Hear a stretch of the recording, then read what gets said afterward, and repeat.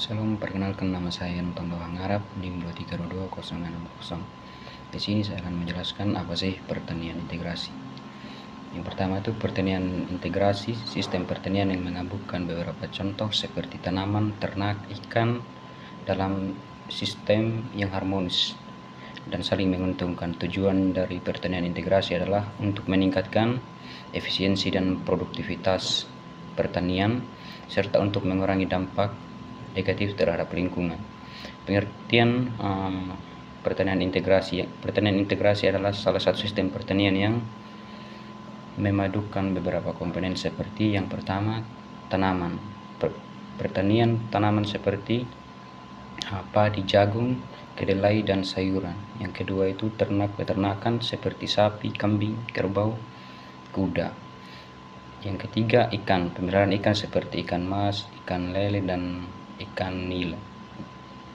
Tujuan pertanian integrasi yang pertama itu meningkatkan efisiensi penggunaan lahan, air, sumber dan lainnya.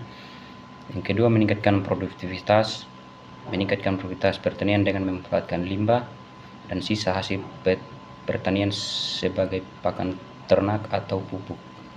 Yang ketiga mengurangi dampak negatif terhadap lingkungan seperti populasi air dan tanah dengan memanfaatkan limbah dan sisa hasil pertanian secara efektif. Contoh pertanian integrasi yang pertama itu sistem integrasi padi ternak. Sistem ini menggabungkan pertanian padi dengan sapi atau kambing. Yang kedua sistem integrasi tanaman ikan, sistem menghubungkan pertanian tanaman dengan memelihara ikan dalam kolam atau tambak. Contohnya kita memelihara ikan contohnya kita menanam padi lalu kita memelihara ikan di dalam sawah tersebut. Yang ketiga itu sistem integrasi padi ikan ternak. Itu bukan hanya ikan saja tetapi juga hewan seperti kuda, kerbau, kambing, sapi.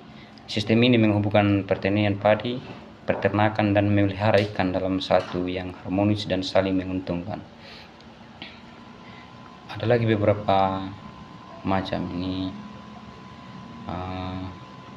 integrasi pertanian.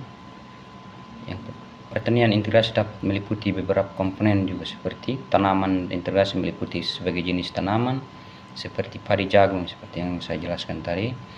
Yang kedua itu contohnya kita menanam padi atau jagung di suatu kebun, lalu padi ini hasil pertanian ini kita membawa ke peternakan, kasih makan kuda atau kerbau.